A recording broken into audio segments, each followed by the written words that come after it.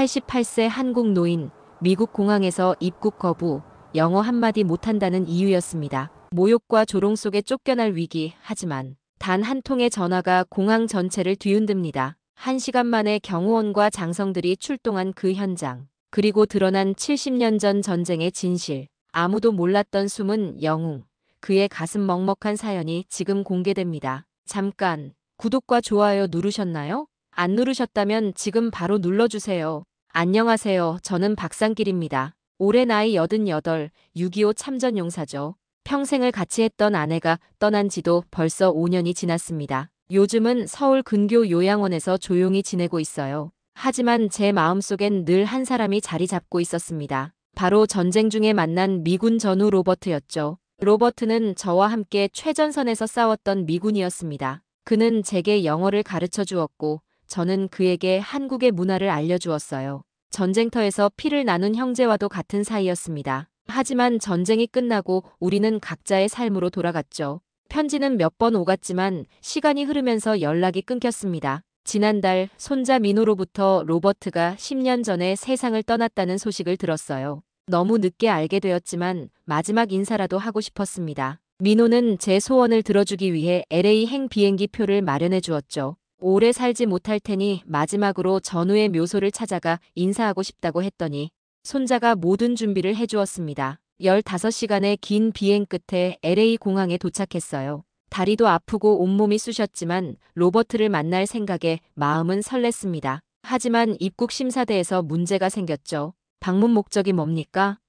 심사관이 물었습니다. 제 영어 실력으로는 복잡한 설명이 어려웠어요. 친구, 방문. 이라고 더듬거리며 대답했습니다. 어떤 친구입니까? 주소는요? 연락처는? 당황한 저는 준비해온 로버트의 사진과 오래된 편지를 내밀었어요. 하지만 심사관은 무표정하게 서류만 확인할 뿐이었습니다. 이것만으로는 입국 목적이 불명확합니다. 체류 계획과 귀국 의사도 증명할 수 없고요. 손자가 준비해준 서류를 보여드렸지만 소용없었죠. 심사관은 저를 특별 대기실로 안내했습니다. 알고 보니 입국 거부자들이 모여있는 곳이었어요. 할아버지, 괜찮으세요?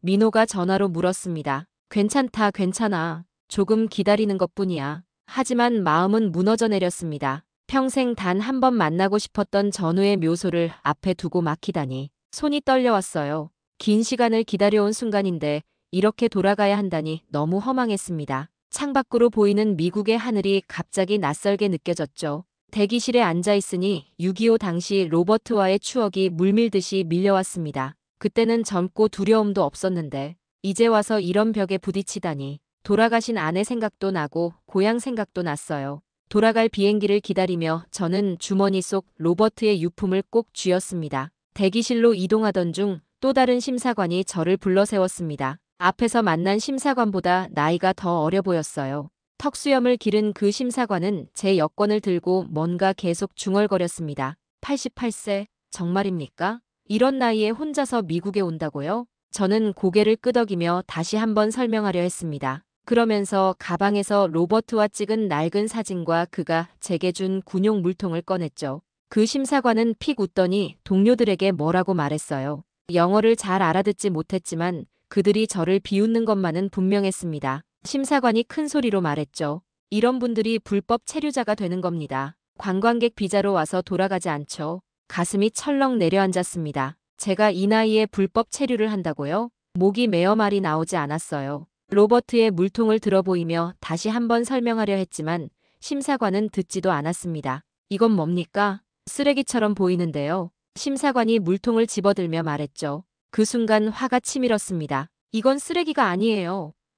한국말로 소리쳤죠. 이건 제 전우가 준 소중한 물건입니다. 심사관은 제 말을 이해하지 못했지만 제 표정을 보고는 조금 놀란 듯 했어요. 하지만 곧 무표정한 얼굴로 돌아가 서류에 뭔가를 적었습니다. 24시간 안에 돌아가는 비행기를 타야 합니다. 그때까지 대기실에서 기다리세요. 저는 고개를 떨구고 대기실로 향했습니다. 눈물이 나려는 걸 꾹 참았어요. 젊었을 때는 체면이 있어서 남들 앞에서 울지 않았는데 나이가 들수록 감정 조절이 어려워지더군요.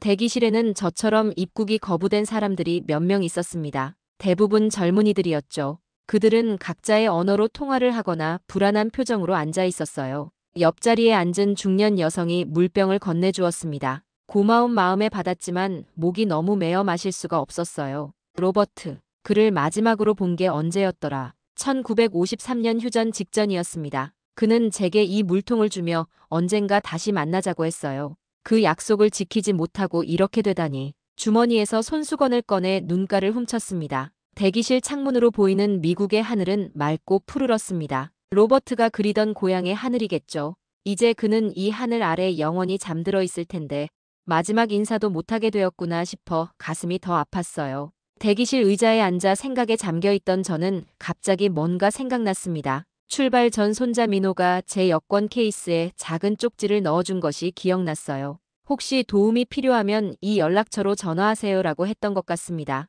급히 여권 케이스를 뒤적였죠. 정말 거기에는 작은 쪽지가 있었습니다. 손자의 꼼꼼한 성격이 이럴 때 빛을 발하는군요. 쪽지에는 로버트 윌슨 가족 연락처 마이너스 엘리자베스 윌슨이라고 적혀 있었습니다. 아마도 로버트의 손녀인 것 같았어요. 연락처 옆에는 할아버지, 꼭 연락해보세요. 제가 인터넷으로 찾아놨어요 라는 메모도 있었죠. 희망이 생겼습니다. 하지만 어떻게 연락을 할 수 있을까요? 제 휴대폰은 미국에서 사용할 수 없었고 심사관들에게 도움을 청하기도 민망했어요. 대기실을 둘러보니 구석에 공중전화가 보였습니다. 오랜만에 보는 공중전화였죠. 주머니를 뒤적이니 다행히 손자가 환전해준 달러가 몇 장 있었습니다. 떨리는 손으로 동전을 넣고 쪽지에 적힌 번호를 눌렀어요. 신호음이 가는 동안 제 심장은 쿵쾅거렸습니다. 통화가 될까? 엘리자베스가 받아줄까? 그녀가 도움을 줄 수 있을까? 여보세요? 젊은 여성의 목소리가 들렸습니다. 영어로 대화하기가 어려웠지만 최선을 다했어요. 저는 박상길, 한국에서 왔어요. 로버트 윌슨, 친구. 잠시 침묵이 흘렀습니다. 그러다 갑자기 그녀가 흥분된 목소리로 말했죠. 박상길 씨세요? 정말요? 할아버지가 항상 이야기하던 그 박상길 씨인가요? 제 이름을 알아듣는 것 같았습니다. 더듬거리며 대답했어요. 네, 맞아요. 오 마이 갓. 할아버지는 항상 당신 이야기를 했어요. 한국에서 온 영웅이라고. 지금 어디 계세요? 다행히 엘리자베스는 천천히 또박또박 말해주었습니다. 제가 LAX 공항 입국 심사에서 거부당해 대기실에 있다고 설명했어요. 놀랍게도 그녀는 즉시 알아들었습니다. 움직이지 마세요. 제가 지금 바로 도움을 구할게요. 1시간만 기다려주세요. 전화를 끊고 자리로 돌아오는데 갑자기 눈물이 왈칵 쏟아졌습니다. 로버트가 제 이야기를 가족들에게 했다니, 저를 잊지 않았다니, 가슴이 뭉클해졌어요. 로버트의 손녀딸이 지금 저를 도우러 온다니 기적 같은 일이었습니다. 다시 의자에 앉아 기다리는 동안 손에 땀이 배었습니다. 혹시 오해가 있었던 건 아닐까? 정말 도움을 줄 수 있을까? 온갖 생각이 머릿속을 맴돌았죠. 하지만 이상하게도 마음은 조금 가벼워졌어요. 적어도 로버트의 가족과 연결되었다는 사실만으로도 위안이 되었습니다. 엘리자베스와 통화한 후 약 40분쯤 지났을 때 대기실 문이 열리고 제복을 입은 심사관이 들어왔습니다. 그는 주변을 둘러보더니 제 쪽으로 다가왔어요. 박상길 씨인가요? 그가 물었습니다. 놀라서 고개를 끄덕였죠. 그러자 그 심사관은 제게 무전기를 건넸습니다. 당신에게 온 전화입니다. 긴장된 마음으로 무전기를 받았어요. 여보세요? 박상길 씨, 저 엘리자베스예요. 지금 공항으로 가고 있어요. 미국 참전 용사회에도 연락했고 공항 측에도 설명했어요. 조금만 더 기다려주세요. 엘리자베스의 목소리는 희망찬 에너지로 가득 차 있었습니다. 그녀의 말을 모두 이해하진 못했지만 무언가 좋은 일이 일어나고 있다는 건 느낄 수 있었어요. 심사관도 갑자기 공손한 태도로 변했습니다. 약 30분 후 대기실 문이 다시 열렸습니다. 이번에는 정장을 입은 남성 몇 명과 카메라를 든 사람들이 들어왔어요. 그리고 그들 사이로 젊은 여성이 들어왔습니다. 박상길 씨? 그녀가 물었습니다. 자리에서 일어나 고개를 끄덕였죠. 그러자 그녀는 달려와 제 손을 꼭 잡았습니다. 저는 엘리자베스 윌슨이에요. 로버트 할아버지의 손녀죠. 그녀의 눈에는 눈물이 고여 있었습니다. 엘리자베스는 제가 상상했던 것보다 더 젊었어요. 30대 초반으로 보였죠. 로버트를 닮아 금발의 푸른 눈을 가지고 있었습니다. 그녀는 유창한 한국어로 말을 이었어요. 할아버지는 항상 한국에서 만난 영웅에 대해 이야기하셨어요. 박상길 병장이라고. 1951년 장진호 전투에서 할아버지의 부대를 구했다고 들었습니다. 저도 모르게 눈물이 흘렀습니다. 그 오래된 이야기를 로버트가 기억하고 있었다니. 제가 한 일은 그저 같은 전우로서 당연한 일이었을 뿐인데 그는 그것을 잊지 않았던 거죠. 할아버지는 10년 전에 돌아가셨어요. 하지만 항상 한국에 계신 박상길 씨를 만나고 싶어 하셨죠. 마지막까지도 당신 이름을 불렀어요. 가슴이 아팠습니다. 저도 항상 로버트를 만나고 싶었는데 너무 늦게 찾아온 것이었습니다. 하지만 그의 손녀를 만나게 되어 기뻤어요. 엘리자베스는 공항 관계자들에게 뭔가를 설명했습니다. 그들은 고개를 끄덕이며 서류에 사인하기 시작했어요. 심사관 중 한 명이 제게 다가와 영어로 말했습니다. 죄송합니다, 박 씨. 당신이 어떤 분인지 몰랐습니다. 미국은 참전 용사들을 존경합니다. 엘리자베스가 통역해 주었어요. 입국이 허가되었답니다. 제가 당신의 보증인이 될게요. 할아버지의 묘소에 함께 가요. 그 순간 제 모든 피로와 좌절감이 사라졌습니다. 로버트를 만나지 못하는 아쉬움은 여전했지만 그의 손녀와 함께 그의 묘소를 찾을 수 있게 되어 감사했어요. 엘리자베스의 손을 꼭 잡으며 고개를 숙였습니다. 고맙습니다. 정말 고맙습니다. 엘리자베스가 도착하고 얼마 지나지 않아 공항 분위기가 완전히 바뀌었습니다. 직원들이 분주하게 움직이기 시작했고 경호원처럼 보이는 사람들도 나타났어요. 엘리자베스는 제 짐을 들어주며 VIP 라운지로 안내했습니다. 무슨 일이 일어나고 있는 거죠? 제가 물었습니다. 엘리자베스는 미소를 지으며 대답했어요. 제가 할아버지 친구들에게 연락했거든요. 미군 참전용사회와 현역 장성들이요. 박상길 씨의 이야기를 듣자마자 모두 즉각 반응했습니다. 그녀의 말에 놀랐습니다. 제가 무슨 대단한 사람이라고 이런 대접을 받는 건지 이해할 수 없었어요. 하지만 다른 한편으로는 미국이 참전용사를 존중하는 문화를 가졌다는 것이 느껴졌습니다. VIP 라운지에 들어서자 정장을 입은 남성들이 일제히 자리에서 일어났어요. 그중 한 명이 앞으로 나와 제게 경례를 했습니다. 박상길 병장님, 마이클 존슨 대령입니다. 미 육군 참전용사회 소속이에요. 당신을 만나게 되어 영광입니다. 엘리자베스가 통역해 주었고 저는 당황스러움에 어색하게 손을 내밀었습니다. 마이클은 제 손을 꼭 잡으며 다른 사람들을 소개했어요. 모두 미군 관계자들이었죠. 로버트 윌슨 중사는 우리 부대의 영웅이었습니다. 그리고 그가 항상 이야기했던 또 다른 영웅이 바로 당신이시죠. 마이클의 말에 가슴이 뭉클해졌습니다. 저는 영웅이 아니었어요. 그저 살기 위해 싸웠던, 그리고 전우를 지키기 위해 최선을 다했던 평범한 병사였을 뿐입니다. 잠시 후 문이 열리고 미 공군 제복을 입은 고위 장교가 들어왔습니다. 모두가 경례를 했고 그는 제게 다가와 악수를 청했어요. 박상길 씨, 저는 존 윌리엄스 장군입니다. 공항장에게 직접 연락했습니다. 입국 거부 상황이 정리되었습니다. 그가 건넨 서류를 보니 특별 입국 허가증이었습니다. 제 상황이 이렇게 빨리 해결될 줄은 몰랐어요. 문득 궁금해졌습니다. 왜 이렇게까지 해주시는 거죠? 존 장군은 엘리자베스의 통역을 듣고 진지한 표정으로 대답했습니다. 로버트 중사의 일기장에는 당신에 대한 이야기가 가득했습니다. 1951년 당신이 그의 부대를 구한 이야기, 함께 보낸 시간들, 그리고 현재 미 육군 기록보관소에는 당신의 공적이 기록되어 있습니다. 저는 놀랐습니다. 제가 했던 일이 기록으로 남아있다니. 그저 살아남기 위해 함께 싸우던 전우를 지키기 위해 했던 일인데 말이죠. 라운지 한쪽에서는 누군가가 전화통화를 하고 있었고 다른 쪽에서는 카메라를 준비하는 듯 했습니다. 뭔가 큰일이 준비되고 있는 것 같았어요. 엘리자베스가 제 옆에 앉아 속삭였습니다. 곧 특별한 행사가 있을 거예요. 할아버지가 이런 날을 보셨다면 정말 기뻐하셨을 거예요. 보훈 처장은 제게 다가와 깊이 고개를 숙였습니다. 그의 존경심이 담긴 인사에 저는 당황스러워 어색하게 손을 내밀었어요.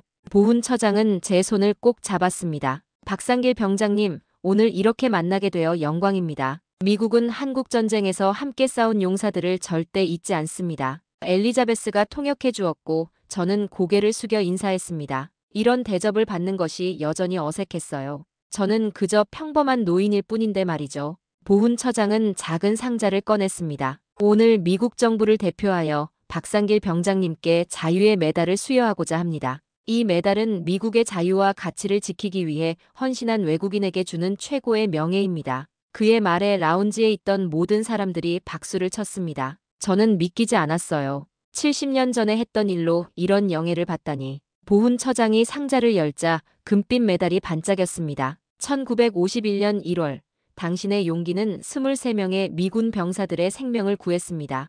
그리고 그중 한 명이었던 로버트 윌슨 중사는 평생 당신의 이야기를 전했습니다. 보훈 처장이 메달을 제 목에 걸어주었습니다. 갑자기 가슴이 뭉클해져 말을 잇지 못했어요. 청중들의 박수 소리가 멀리서 들리는 것 같았습니다. 고맙습니다. 하지만 저는 영웅이 아닙니다. 그저 전우를 구하기 위해 달렸을 뿐이에요. 제 목소리가 떨렸습니다. 엘리자베스가 제 옆으로 다가와 속삭였어요. 영웅들은 항상 자신이 영웅이라고 생각하지 않죠. 그래서 더 위대한 거예요. 보훈 처장이 말을 이었습니다. 로버트 윌슨 중사는 생전에 이런 날이 오기를 간절히 바랐습니다. 그는 당신을 찾기 위해 많은 노력을 했지만 결국 찾지 못했죠. 하지만 그의 유품 중에는 항상 당신에 대한 기록이 있었습니다. 마이클 대령이 다른 상자를 가져왔습니다. 이것은 로버트 중사의 유족들이 당신께 드리고 싶어하는 물건입니다. 상자 안에는 낡은 군인 수첩과 태극기가 그려진 작은 배지가 있었어요.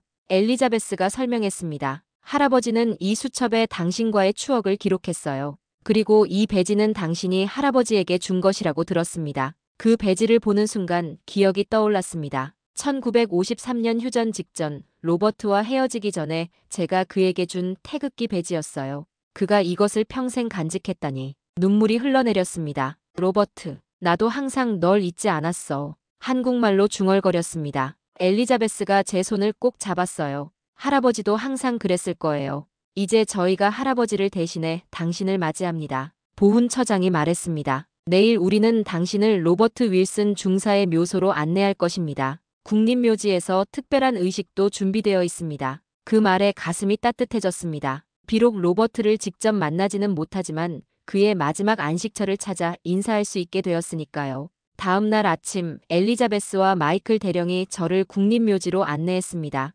군용 차량이 묘지 입구에 도착했을 때 숨이 막힐 듯한 감정이 밀려왔어요. 수많은 하얀 십자가가 줄지어 서 있는 모습은 압도적이었습니다. 로버트는 이곳에서 10년째 영면하고 있어요. 엘리자베스가 말했습니다. 차에서 내려 천천히 걸었습니다. 다리가 아파 지팡이에 의지해야 했지만 전우의 묘소를 향해 가는 발걸음은 묘하게 가벼웠어요. 마치 70년 전 그와 함께 행군하던 때처럼 말이죠. 묘비에 다다랐을 때 그곳에는 로버트 윌슨 중사 1930-2015 명예로운 군 복무와 용기를 기리며라는 글귀가 새겨져 있었습니다. 묘비 옆에는 미국 국기와 작은 태극기가 꽂혀 있었어요. 매년 한국 전쟁 기념일마다 할아버지 묘에 태극기를 꽂았어요. 엘리자베스가 설명했습니다. 할아버지가 항상 한국을 제2의 고향처럼 여기셨거든요. 그 말에 가슴이 뭉클해졌습니다. 로버트가 저뿐만 아니라 한국도 잊지 않았다는 사실이 너무 감사했어요.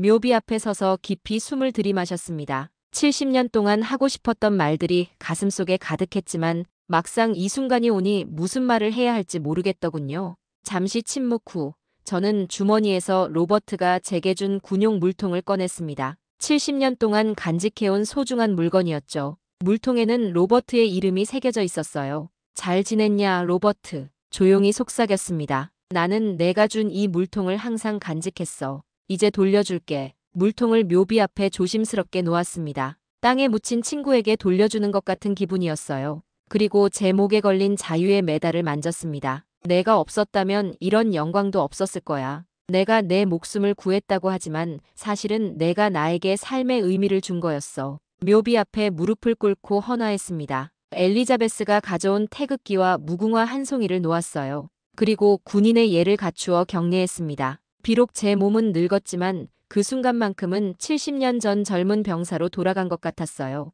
눈물이 흘렀지만 슬픔보다는 감사함이 더 컸습니다. 70년이 지난 후에야 전우와 마지막 인사를 나눌 수 있게 되어 다행이라는 생각이 들었어요. 엘리자베스가 제 어깨에 손을 얹었습니다. 할아버지도 분명 기뻐하셨을 거예요. 자리에서 일어나 묘비를 한 번 더 바라보았습니다. 로버트, 이제 편히 쉬어. 우리가 지켜낸 그 평화는 아직도 이어지고 있어. 다음 생에서는 더 일찍 만나자. 묘지를 나오는 길, 엘리자베스는 저에게 물었습니다. 다음은 어떤 계획이 있으세요? 미소를 지으며 대답했어요. 한국으로 돌아가야죠. 내 손자가 기다리고 있을 테니까요. 그리고 이 이야기를 많은 사람들에게 전하고 싶습니다. 전쟁은 끔찍했지만 그 속에서 피었던 우정은 아름다웠으니까요. 묘지를 떠나는 차 안에서 창밖을 바라보았습니다. 미국의 푸른 하늘 아래 로버트는 평화롭게 잠들어 있을 테고 저는 이제 마음의 짐을 내려놓고 돌아갈 수 있게 되었습니다. 비록 70년이라는 긴 시간이 흘렀지만 진정한 전우애는 결코 사라지지 않는다는 것을 깨달았습니다. 손자에게 전화를 걸었어요. 민호야, 로버트를 만났단다. 이제 한국으로 돌아갈게. 비록 늦은 재회였지만 마지막 인사를 할 수 있어 감사했습니다. 이제 남은 생을 아름다운 추억과 함께할 수 있을 것 같았어요. 로버트, 그리고 그의 가족과의 만남은 제 인생의 마지막 장을 빛나게 해주었습니다. 박상길 할아버지는 70년이라는 긴 시간 동안 마음 한편에 로버트라는 이름을 간직해왔습니다. 전쟁의 포화 속에서 피어난 우정은 국경과 언어, 그리고 시간까지 초월했습니다. 88세의 노인이 미국 땅을 밟기까지, 그리고 전우의 묘소를 찾기까지의 여정은 결코 순탄치 않았습니다. 하지만 그 험난한 과정이 오히려 이 이야기를 더욱 빛나게 만들었습니다. 때로는 역사의 기록에서 누락된 이름들이 있습니다. 화려한 스포트라이트를 받지 못했지만 그들의 용기와 희생이 오늘날 우리의 자유와 평화를 만들어냈습니다. 박상길 할아버지는 그런 무명의 영웅 중 한 명이었습니다. 우리는 종종 잊습니다. 오늘날의 평화가 누군가의 희생 위에 세워졌다는 사실을. 그리고 역사의 한 페이지를 장식했던 이름 없는 영웅들이 우리 주변에 아직도 숨쉬고 있다는 사실을. 박상길 할아버지와 로버트 윌슨의 우정은 국적과 인종을 초월한 인간적 유대의 아름다움을 보여줍니다. 전쟁이라는 극한의 상황 속에서도 피어날 수 있었던 이 우정은 어쩌면 우리 모두에게 필요한 가치일지도 모릅니다. 진정한 영웅은 자신이 영웅임을 모릅니다. 오늘의 사연은 어떠셨나요? 재미와 감동이 있었다면 구독과 좋아요 부탁드립니다. 감사합니다.